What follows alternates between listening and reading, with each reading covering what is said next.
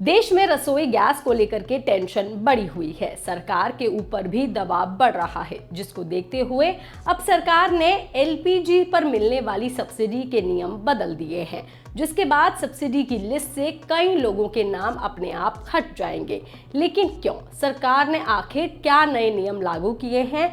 इससे किसको फायदा होगा और इसमें आपके लिए क्या कुछ बदल गया है? चलिए हम आपको बताते हैं। सबसे पहला नियम है इनकम लिमिट वाला। नए नियमों के मुताबिक अगर आपकी या आपके जीवन साथी की सालाना आय 10 लाख रुपए या उससे ज्यादा है तो अब आप एलपीजी सब्सिडी के पात्र नहीं माने जाएंगे। हालांकि ये 10 लाख वाली सीमा कोई बिल्कुल नया नियम नहीं है, लेकिन सरकार इसे अब सख्ती से लागू कर रही है। यहाँ ध्यान देने वाली बात यह है कि सरकार कुल आय नहीं बल्कि टैक्सेबल इनकम के आधार पर यह तय करती है।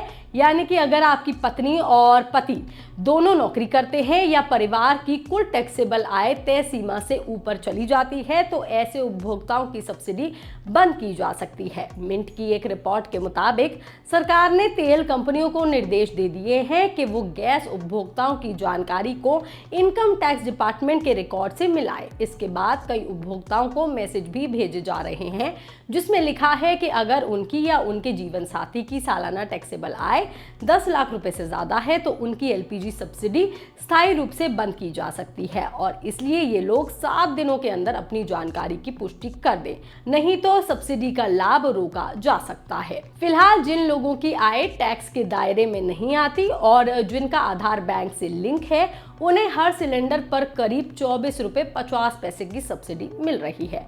मगर सरकार का मानना है कि आर्थिक रूप से जो ऑलरेडी सक्षम लोग हैं बाजार कीमत पर सिलेंडर खरीद सकते हैं, इसलिए सब्सिडी का पैसा जरूरतमंद परिवारों पर खर्च किया जाना चाहिए, यानी कि उन परिवारों पर जो आर्थिक रूप से कमजोर हैं।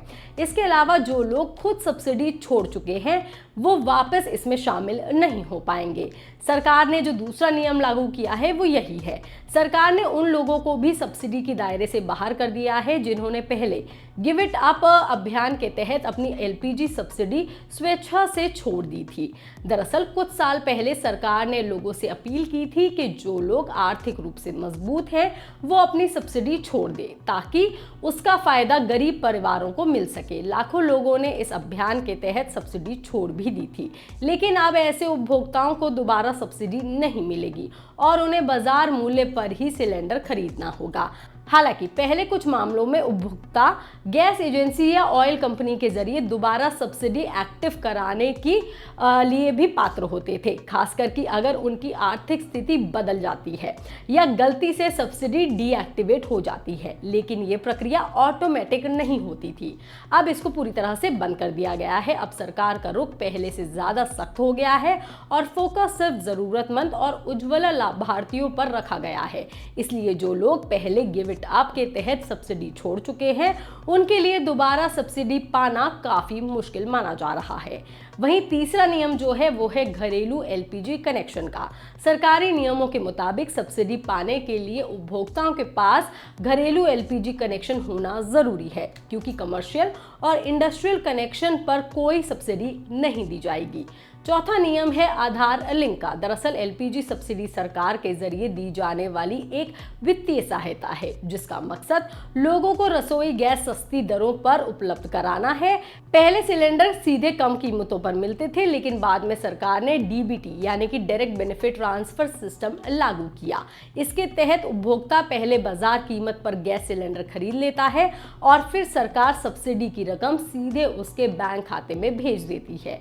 यानी अगर गैस सिलेंडर की कीमत ज्यादा भी है तो उसका कुछ हिस्सा सरकार वापस कर देती है, मगर ये पैसे सरकार सीधे अकाउंट में तभी भेजती है जब आपका आधार नंबर और बैंक खाता एलपीजी कनेक्शन से लिंक हो। और अभी तक जिन लोगों का अकाउंट लिंक नहीं है उन्हें ये पैसे अब नहीं मिलेंगे। तो अगर ये चारों चीजें पूरी नहीं होंगी तो आपकी सब्सिडी रुक सकती है। वहीं अगर आपको ये पता करना है कि आपकी सब्सिडी आपको मिल भी रही है या नहीं, तो वो भी आप बहुत आसान तरीके से चेक कर सकते हैं। इसके लिए आपको माय एलपीजी वेबसाइट या अपनी गैस कंपनी के ऐप का इस्तेमाल करना होगा। यहाँ आपको अपना एलपीजी आईडी या रजिस्टर्ड मोबाइल नंबर डालना होगा, जिसके बाद आप आसानी से देख सकते हैं कि आपके खाते में सब्सिडी के पैसे आए हैं या नहीं और कितनी रकम ट्रांसफर हुई है। वहीं एलपीजी सब्सिडी और गैस डिलीवरी के नाम पर साइबर ठगी के मामले तेजी से बढ़ रहे हैं। कई लोगों को फर्जी एसएमएस और व्हाट्सएप मैसेज भेजे जा रहे हैं, जिनमें कहा जाता है कि आपकी सब्सिडी बंद हो गई है और या फिर गैस डिलीवरी के लिए ओटीपी शेयर करें। लेकिन आपको ऐसे मैसेजेस से सावधान रहना है, क्योंकि ये लोग आपको एक लिंक भी भेज रहे हैं और जो कि पूरी तरह से फर्जी है, क्योंकि सरकार ऐसा कुछ नहीं करती, आपसे किसी लिंक पर क्लिक करने की बात नहीं कर रही।